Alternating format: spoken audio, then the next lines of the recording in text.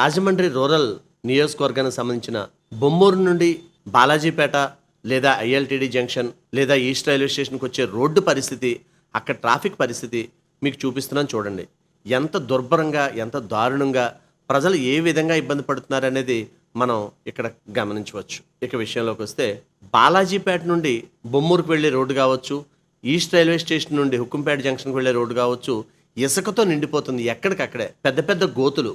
ఇసుక ఏం చేస్తుంది అని ఎవరు అడగరు. ఎందుకంటే విజ్ఞానైన వాళ్ళందరికీ తెలుసు, ఇసుక మీద టూ వీలర్స్తో వెళ్ళే వాళ్ళు జారి పడిపోతున్నారు.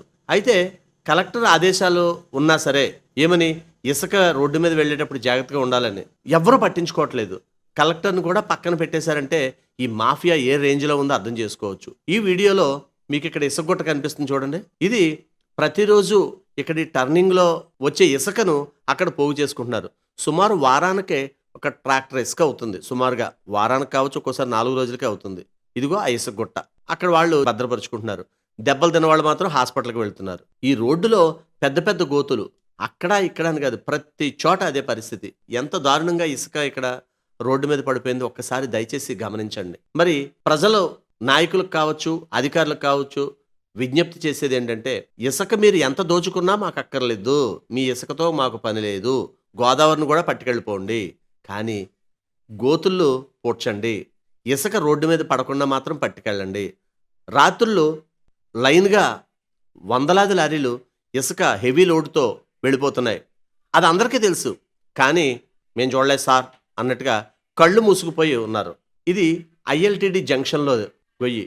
ఎంత పెద్ద గొయ్యి ఉందో చూడండి మీరు.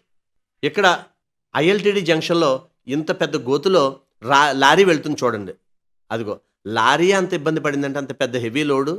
మరి 2 వీలర్స్ 4 వీలర్స్ పరిస్థితి ఏంటి ఒకసారి ఆలోచించండి. ఇక్కడ పడిపోయిన వాళ్ళకి సమాధానం ఏం చెబుతారు? చాలామంది గాయాల పాలు అవుతున్నారు, అయ్యారు కూడా.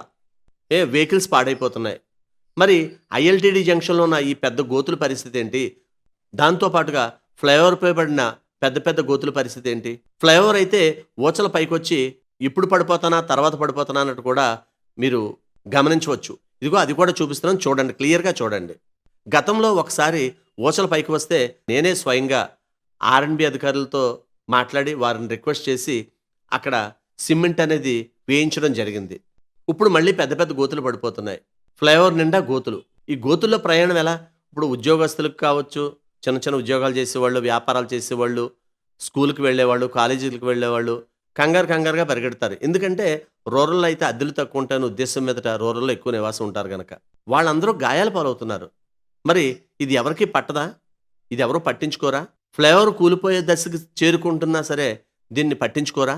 అంటే మీకు ఇసుక రవాణా, ఈ మాఫియా ఎక్కువ, ప్రజలు ఎక్కువ తేల్చుకోవాలంటున్నారు ప్రజలు.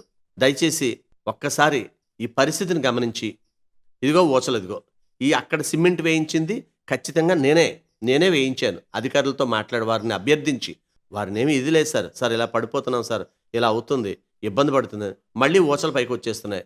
ఉన్న ఫ్లైఓవర్ కాస్త కూలిపోయే దశకు చేరుకుంటున్న పరిస్థితిలో అధికారులు, నాయకులు తక్షణమే ఈ విషయమై చర్యలు తీసుకోవాలని ప్రజలు కోరుతున్నారు.